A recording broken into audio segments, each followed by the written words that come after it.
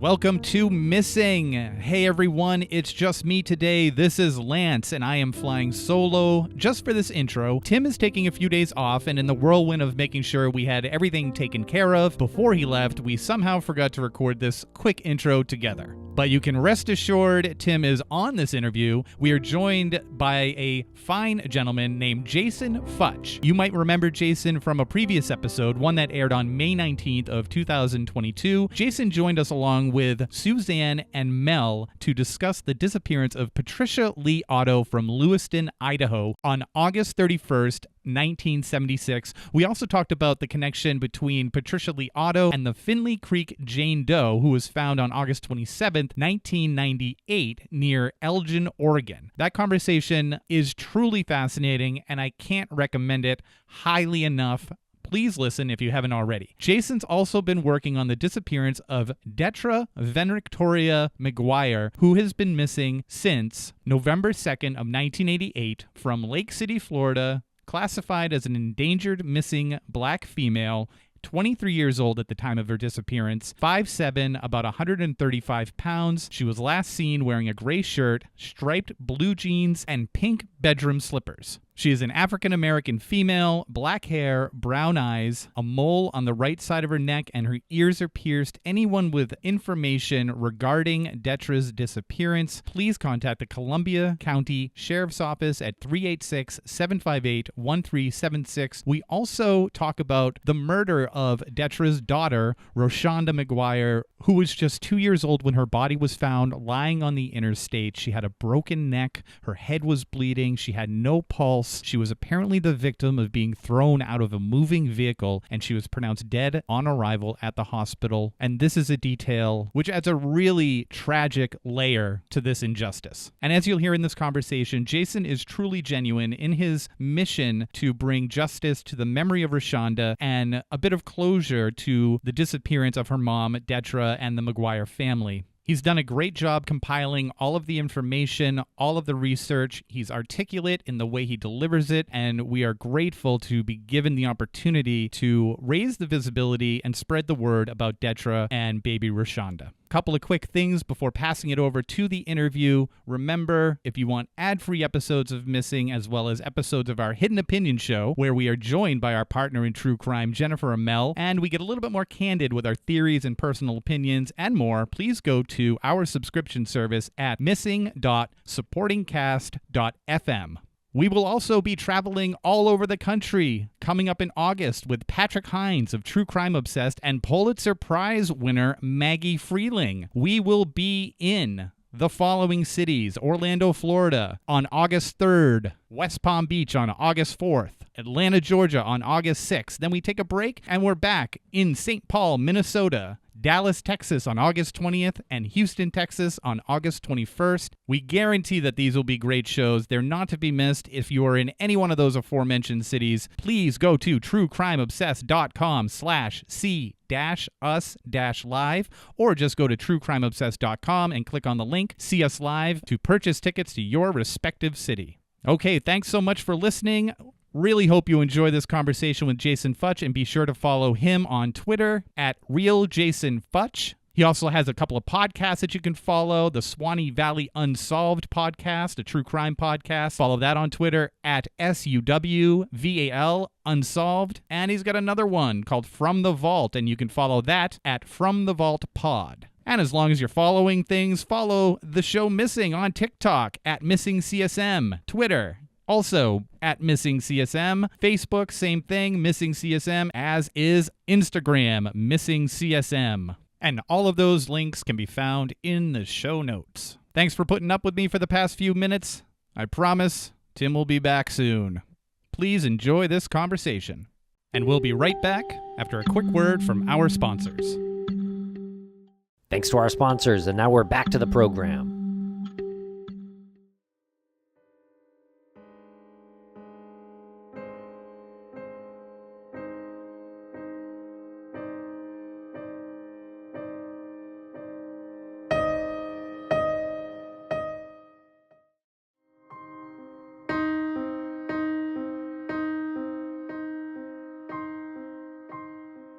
Welcome back to the podcast. Jason Futch, how are you today? I'm doing good. How are you today? Can't complain. Really looking forward to this conversation that we're going to have. I feel like we're going to struggle to keep it under an hour, but we're going to do our best because you have so much information that you've gathered about this particular case. You do a great job with that. I'm going to ask a question that's completely not related. What is the origin of your last name? I've never heard that last name before, and I've just been very curious. You know, what's funny about that is I am not related to any Futches other than my immediate siblings, because that was actually my mom's first husband's married name, and she just decided to keep it. I was hoping you'd say Dutch, and then we could say like Futch the Dutch. Right? I wish it was that clever. Well, thank you. Thank you for indulging me on that. Oh, absolutely. No worries.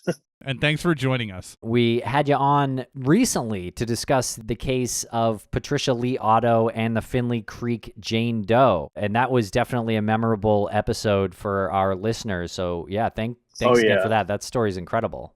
Yes, you're welcome. And I will also add a footnote to that. We have, since that interview, made some crazy progress toward possibly one step closer to figuring out where Patty Otto is. I can't really talk much about that update. There are some specifics that we have to cover first. I will just say when it comes out, everyone will be blown. In a good way? Very good way. Oh, okay, great. Before we talk about what we're going to talk about today, tell us a little bit about you. Let's refresh the listeners' memories. So aside from the Finley Creek Task Force, which I was a co-founder of in 2018, I'm also the creator of Suwannee Valley Unsolved, which is a cold case-centered organization that I created last year, which actually originally started as a future podcast because I wanted to focus on some of the local cold cases in the Suwannee Valley, which when I say Suwannee Valley, I mean Suwannee, Columbia, and Hamilton County, Florida. For such an area with a little bit of population, there's quite a bit of skeletons in the closet. So I've been able to find. Part of that was my research into the Detra McGuire case. And I had been familiar with the Detra McGuire case for probably about 5 or 6 years, but I didn't really start looking into it until just last year because I had a lot of questions about this case, the details surrounding Detra's disappearance and the homicide of her little child, Roshanda McGuire, which we'll be covering that here in just a minute. But when I made the records request back in 2020, I did not expect to get as much information that I ended up getting. And I've been trying my best ever since I got this file to tell Detra's story to the public. I've had some issues trying to get permission, but I feel like this is something that you just can't let go of. Not only do we have a missing mother, but we also have a murdered child as well. It does really show the bias that is put on minorities and people of color and people in marginalized societies and marginalized communities, how something of this caliber can go unnoticed. Absolutely. Is that why you think it's important to tell this particular story? Absolutely, because in 1988 alone, there were 3 missing women that ended up being found murdered in Columbia County, and Ditra went missing. So that's 4 individuals who were Black. Honestly, after about a year and a half, we stopped hearing updates about these cases. Ever since then, it appears that Detra's case has been put on the back burner. But what we really understand, especially when we go through the documents, is that Columbia County never forgot about the Detra Roshanda McGuire case. In fact, even to this day, they're still working this case. They're still giving it their best shot to get a suspect in this case, who we'll talk about later. Okay, so tell us a little bit about the case. Who was Detra and what happened? We have to go back to the evening of November 2nd, 1988, because this actually starts off as a homicide investigation. Reports go that there was a gentleman by the name of Aaron Dale Stokes who lived in Lake Butler, Florida. He was a truck driver and he was on his way to Alabama. He was driving along Interstate 10 westbound near milepost 303 when he saw what it looked like to be an animal or a dog in the middle of the road. As he got closer, it turned out to be a toddler laying out in the middle of the road. So he pulls over, gets the child to the side of the road, and he identifies it as a very young Black girl. Another driver named George Champion pulls over. He assist and trying to get some kind of efforts going to resuscitate this girl. But then he races out to the next exit, goes to the Little Champ and calls 911, where Florida Highway Patrol respond to the scene. So does Columbia County Sheriff's Office and Columbia County Fire and Rescue. And they take the little girl to the hospital, and she was pronounced dead by Dr. Shariat over at Lakeshore Hospital in Lake City, Florida. That would begin the search for the identity of this little girl, because they were unable to identify her at first. It took them about a day before they were able to identify her as Roshanda Nigeria McGuire, who was 2 years old. That also begins the missing persons case of Detra Victoria McGuire, who was 23 at the time of her disappearance. And they wrote that it appeared that the child had been thrown out of a car. Was that a theory that continued throughout the investigation? Yes, I can confirm that is still the case in the investigation today. I want to state for the record, too, is that how else could that child have ended up in the middle of the road with road rash, bruises, a broken neck? That would ultimately come out of the medical examiner's report by Dr. G, who did the autopsy on her. There's just so much evidence in this investigation that it just goes to show that this little girl in her last moments was probably screaming and crying and got thrown out of a moving vehicle for their trouble. It's disgusting. It's very disgusting. How did they identify her? There was a big mission at the Columbia County Sheriff's Office, because the investigation was handed over to the Columbia County Sheriff's Office after the Florida Highway Patrol handled what they needed to handle. There was two investigators. There was Sergeant Jim Wells, who was one of the lead investigators for the Sheriff's Office at the time. And there was an investigator by the name of Andy Holland, who worked with some of the organizations in the area, like going to daycares, going to schools, going to businesses, trying to see if anyone could identify this child. And they were also able to get Roger Lizzett, who is an HRS investigator, to join with them as well to try to identify this girl. And HRS was also the organization which handled like children and family welfare stuff. So they went around all day trying to show this picture of this deceased little girl. No one could identify her.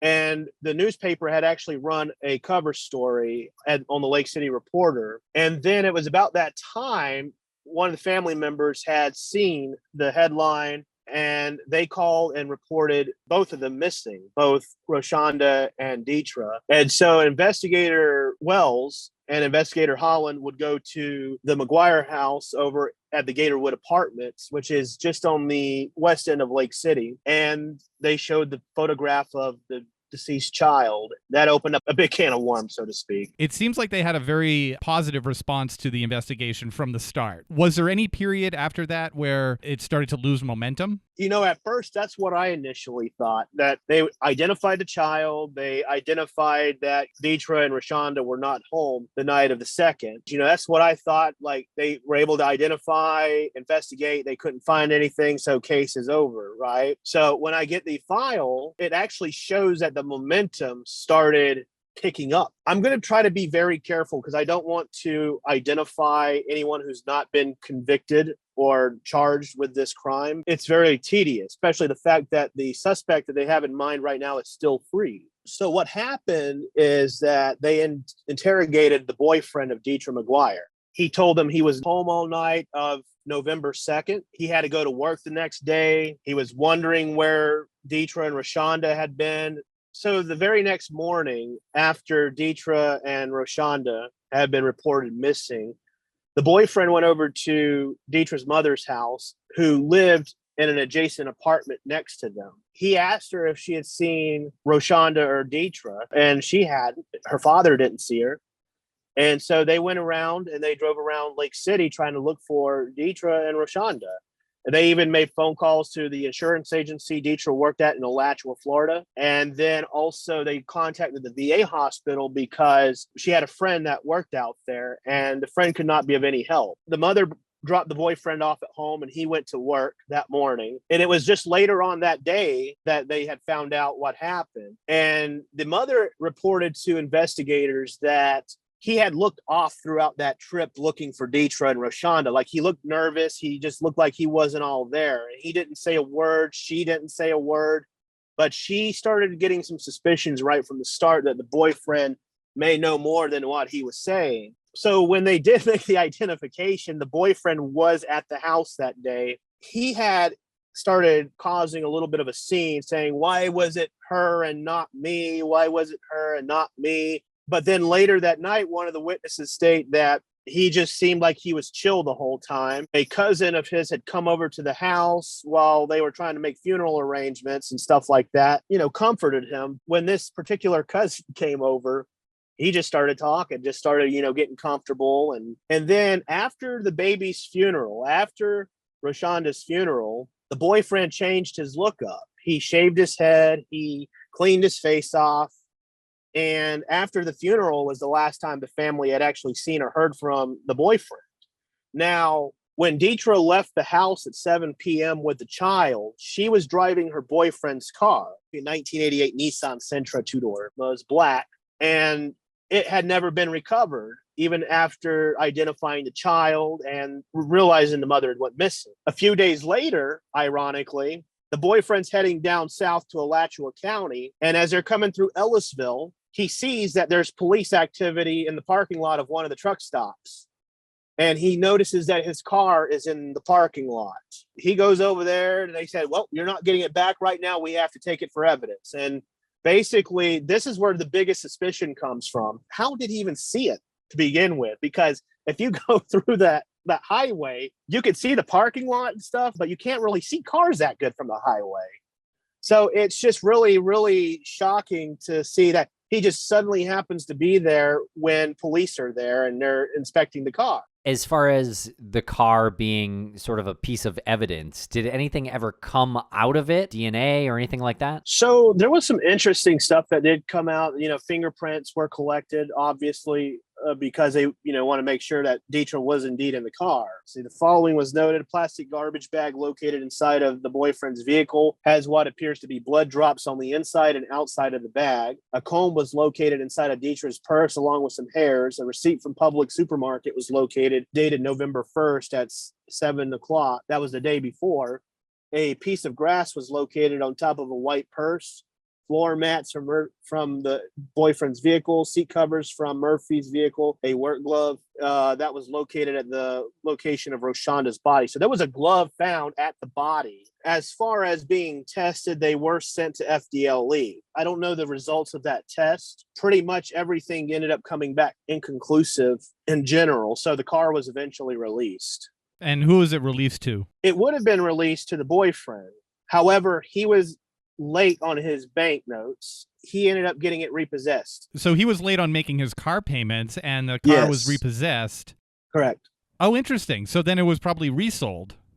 Probably, and it's probably still floating around somewhere. That's a crazy thought to have. I know, right? I think now would be a pretty good time to tell us a little bit about Ditra herself. Anything that you might know about her lifestyle, the relationship she was in with the boyfriend, her relationship with her family, her daughter, anything that you might know. What I know about Ditra comes from friends that I've spoken with and some of her classmates from Columbia High School. Everyone said that she was one of the nicest girls you could ever know. She was always kind, always willing to let you borrow a pencil if you needed a pencil. She was very friendly. She was very active in school. She was a member of a couple of clubs. Ironically, too, she was in the same class that Kimberly Leach would have been in had she graduated high school, instead of being murdered by Ted Bundy, who kidnapped her in that same city. That's just the thing about this whole tragedy, too. It's just like one tragedy after another. It's sad all around that this little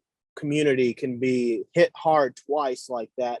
I don't know a whole lot about her life, with her boyfriends, other than what I know in the reports is that she had a child with a gentleman who was in the Army. He had been stationed in Panama around the time of Ditra's disappearance. And so he was ruled out as a suspect.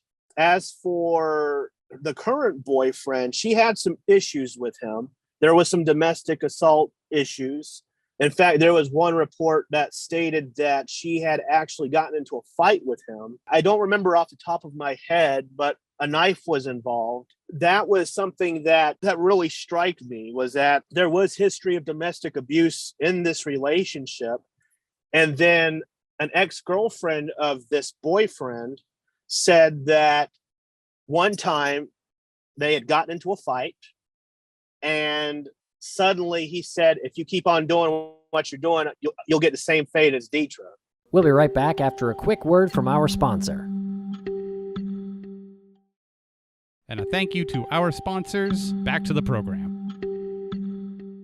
What's the investigation into Ditra like? Any searches or any ideas on where she could be? Yeah, so there's been quite a few searches for her, even up to 2003. There's been a lot of searches throughout Interstate 10 because around that time, that turned out to be an interesting dumping ground because bodies were being recovered between 1987 and 88 along Interstate 10. This case, they were looking for her in that area. There was evidence at the house of a shovel and a pickaxe that was located in the backyard. It had red clay dirt on it, which is the typical soil for this region of the United States. There was suspicions right from the get-go. Of course, this is where it links back to her boyfriend. As for searches, they did use a helicopter to do a sky search. They used dogs. In fact, there was a search that was done in 2003 that pointed to two specific spots. One was at the end of Lake City Avenue, which is near a crematorium. They did not locate a body there. And then there was a search that was done near one of the family members' homes. The McGuire family has property on a specific side of the county where it's just farms and trees. And they believe that she might have been buried out there, but they never found any evidence. And I'm not sure where they got that information from. As far as a very recent search, there has not been a very recent search done, no. Do you have any plans to conduct any sort of organized search, or is it beyond that point at this time? Honestly, for me, in order to do something like that, that would mean expanding a lot of resources. And I think, honestly, at this point, we're kind of beyond that. Too much time has gone by. When you say that it's gone a little bit too far for searches, do you say that in the sense that you feel like there's no remains that would be in a condition to be found and identifiable, or? My idea is that Columbia County is a big county. There's a lot of woods here. Unless someone exactly knows where Ditra is located, it would be beneficial to just start searching random spots of the county for human remains. Now, there probably would still be human remains. I wouldn't doubt that. But unless somebody accidentally stumbles across them or a witness, gives a pinpointed spot where they're located, it's going to be difficult to locate. Tell us a little bit more about the boyfriend in this case. I know everyone's been hearing about this boyfriend, and just to be careful, I'm not going to be treading on anything or, trying to incite libel. I'm not going to identify him, but he knows who he is. He has been suspicious from the start in this investigation, still continues to be suspicious. There were a couple of things that did not add up to the boyfriend's story after the disappearance. He had said that he had been home all night long watching television and waiting for Detra and Roshanda to come home. They never came home. However, there was a statement in 2003 made by Detra's older daughter, who was 7 years old at the time. She was going to be going to the fair that evening because the county fair was in town. She had come over to the house to go pick up some clothes so that way she could stay the night at her aunt's house and also be able to go to the fair. When they went to the house, no one was there. No one was at the house at all. So where could the boyfriend have been? I mean, and this was at the same time frame that Ditra and Roshanda had left the house to go run errands. Where was the boyfriend? That goes into the FDLE part of this investigation a few days later. Special Agent Bill Godey of the Florida Department of Law Enforcement, who eventually would become the sheriff of Columbia County from 2004 to 2008, had been the lead investigator for this for the FDLE side. And so he brought the boyfriend in. They had him perform a polygraph test. But before he did the polygraph test, now this is coming from the sheriff himself, because I had an opportunity to speak with him about this case. He told me that when they were doing like the pre-interview and stuff like that, he was nervous. What they did was they actually recreated the whole entire crime scene situation on the highway and essentially kind of just to test for trajectory, seeing where exactly he would have thrown the baby out of the car at that point. And they did a video of it. And Special Agent Godey showed the boyfriend the video. And when the boyfriend saw this video of the agent throwing a baby out the window, it really got him flustered. And he performs the polygraph test and he fails it. That's a really, really fascinating tactic that they made this video. Was it like animation? No, you got to remember, this is 1988. They had footage. They used a baby doll and all that stuff. It was like a recreation. Yes, exactly. So they actually went to the highway? Yes. What an amazing tactic. He said that the boyfriend was nervous the entire time after that video was shown to him. I would imagine that anyone in that situation and then seeing that video would get nervous. But would that cause you to fail a polygraph, I wonder? I learned something from, there was a polygraph investigator who resides up in Connecticut. I've been watching some of his videos. He's been talking about basically, when you lie, these machines will pick it up automatically, because the one thing that'll happen is that if you're not lying, you're not working as hard to tell the truth. However, when you're starting to lie, the brain waves start to change, because you're starting to think of a story. You're starting to think of everything that's going on here. You're trying to create something in your mind, and your brain is working twice as hard. It'll pick that up along with the perspiration. I mean, either way, the boyfriend should have never failed this polygraph if he was telling the truth, even if Sheriff Godey had shown him that video or not. So he fails the polygraph. It seems like the police have a pretty good thought that this guy knows more at the very least. What happens next? So what happens is that, again, he changes his appearance, goes to Roshanda's funeral, and this is the last time anyone's seen around. He's never shown up again. None of the family members have seen him. He's never kept in contact, stuff like that. Enter 2003. The FDLE picked up the case again.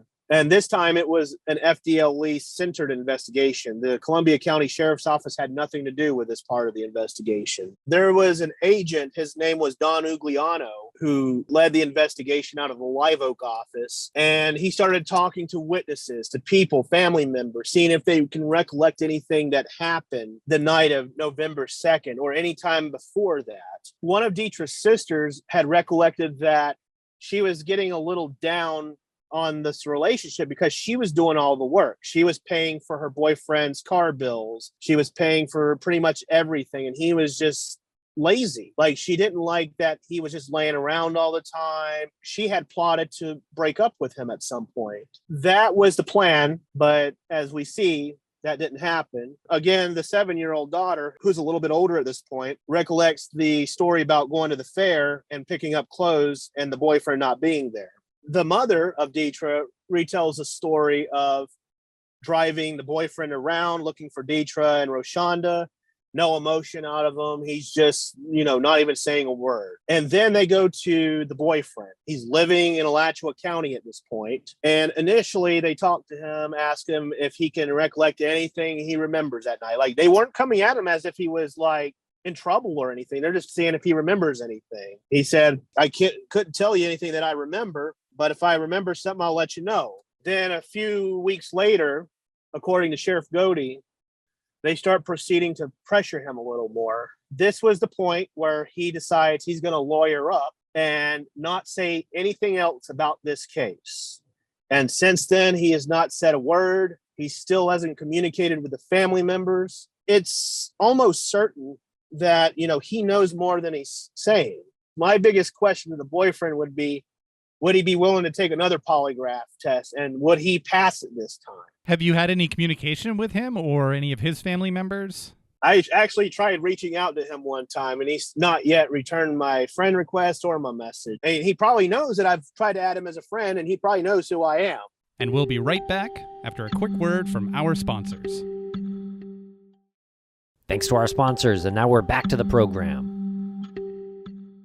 Someone wrote on YouTube about not wanting this information out there. I'll be absolutely 100% transparent with you guys about this. So early on, when I started looking into this investigation, I was told by a friend of the family, of Ditra's family, that the family didn't want to go through this again, that the family had some issues with getting her case out there because they've accepted the reality that Ditra may never come back and that they're okay with that piece. But however, that didn't come from a family member directly, as I've never heard from any of the family. I've reached out to family members, but they've never returned my messages. I'm not going to take the word of someone who's not blood related to somebody and, run with that.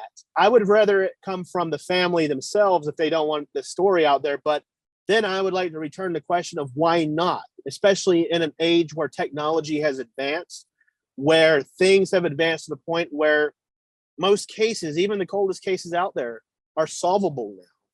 Like, why not? Why not let Ditra's memory be remembered? Because this is a really difficult case. This is a tough case, especially with the fact that a child was involved and a child lost their life. In a horrific way, too. You have to be one sick bastard to be able to do that to a child. To throw them in the middle of an interstate where there's moving traffic, especially when the child did nothing to you. That child did absolutely nothing. It's absolutely disgusting. Was there any other indications or evidence of domestic abuse? Abuse, like physical abuse, not really. Although I did hear that there was a lot of verbal altercations, that they did fight a lot.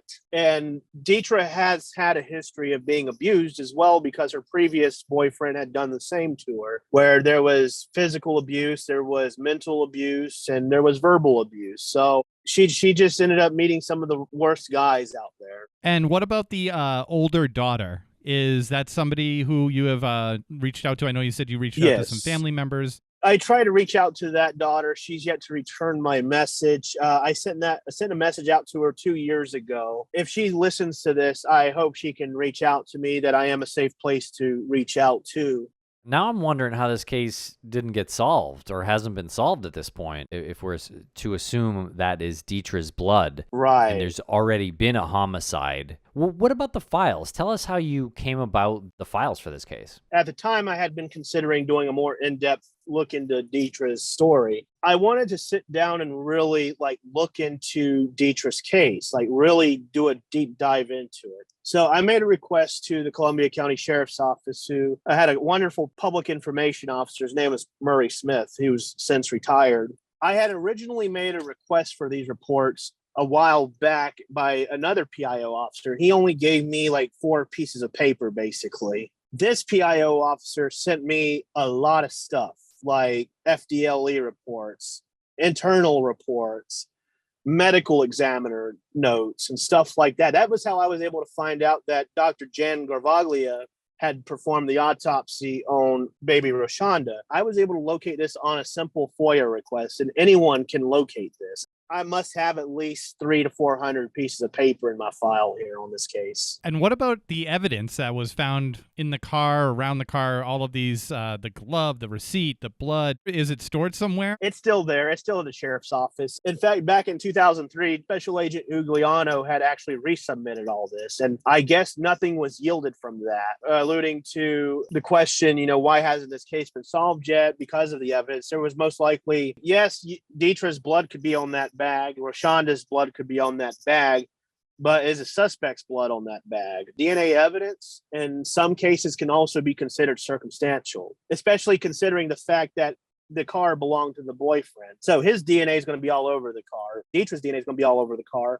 Roshanda's DNA is going to be all over the car. I feel like there's enough to make an attempt there, though, with it being his car, if it's really Ditra's blood. I completely agree with that. But for some reason or another, they haven't pursued any charges against the boyfriend. And he's still alive. He's still living in Florida. And he's kept really quiet about this whole thing. And I did actually ask a detective about this case a while back. And he says that they're doing everything they can to try to solve this case because they know who did it, essentially, as we all probably know by now, but they just don't have the probable cause here yet. That's what they really need. I mean, mainly witnesses saying about, stronger witnesses, so to speak. A body, especially. They're going to need a body in this case, which they got one. That's what I'm saying. That's why I think it's enough to make an attempt, but I know a lot of prosecutors won't go that route. There are some that are brave enough to do that, and I'll reference a case. I don't know if you're familiar with it. Heather McCrossan case out of Micanopy, Florida, went missing in 2007. Her boyfriend at the time was considered a suspect in her case, and it was a guy named Andrello Witcher. He was considered a suspect in the Camry Mitchell missing persons case in Live Oak. He was serving prison sentence for a burglary that had happened in Suwannee County, and right before he was set to go out, the prosecutor was brave enough to go forward with a no body, no murder case, and he was very successful, because there was so much witness statements that supported Andrello being extremely abusive to the girlfriend. Among other things, he was using a gun on her, would hit her till she had black eyes, broken bones. She had even run away from home and went back to Michigan to run away from this guy, but she had to come back and fulfill a court-ordered request because she had a speeding ticket. And that was the last time she'd been seen alive. And they charged Andrello Witcher with manslaughter in that case. And he got 30 years in prison. And you think so much time has passed with this case that they would be willing to take that risk to try to rattle him to the point where maybe the image of him throwing the body of a child out of a car finally gets to him. The biggest thing is that the prosecutors want to be able to have a successful case. I think that's the biggest thing right now. Yeah. The current prosecutor in Columbia County is very strict about that. I wish he would go forward and just go ahead and get the wheels moving on this case, because at least a lot of things can come forward in discovery, witnesses and stuff like that, statements from, the friends of the boyfriend and stuff like that. I wish they would just go ahead and take a chance, arrest the boyfriend, get him to talk. If he doesn't talk, they have 180 days to hold him without a charge. After that, they need to charge him or let him go. I think, honestly, at this point, in my opinion, I'm not law enforcement. I'm not a police officer, never pretended to be one. But based on everything that I've seen here in this report, there's enough to form a successful case against the guy. There's enough there. Especially the polygraph. I know they're not admissible in court. That's just one chip off the iceberg that goes to show that he might have something to do with this investigation. He's not being completely honest. Is it going to take a deathbed confession from him to say he murdered Ditra and baby Roshanda? It just makes me wonder how this guy can still sleep at night, him being nearly in his 60s, how he can sleep at night thinking that he ended the lives of two people while his family continues to grieve and hurt from this tragedy. It's brutal. It's brutal. It angers me to think that every time I talk about this case. This just occurred to me. Isn't it crazy that you can just friend somebody who's probably, or who is the most likely suspect in a double homicide, that they're on Facebook in the first place and anyone can reach out to them? And that's why I'm not saying any names.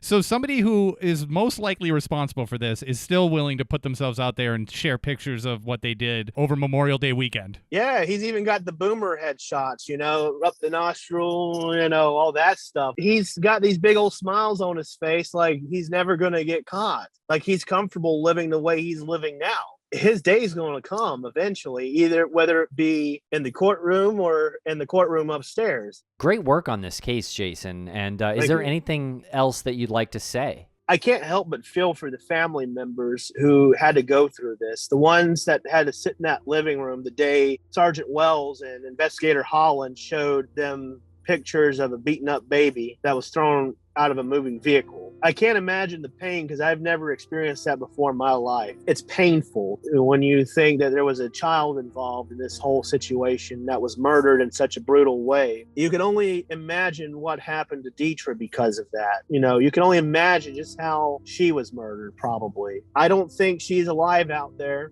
I think she had absolutely nothing to do with this. I honestly think the baby was collateral damage for what he did to her, to Ditra.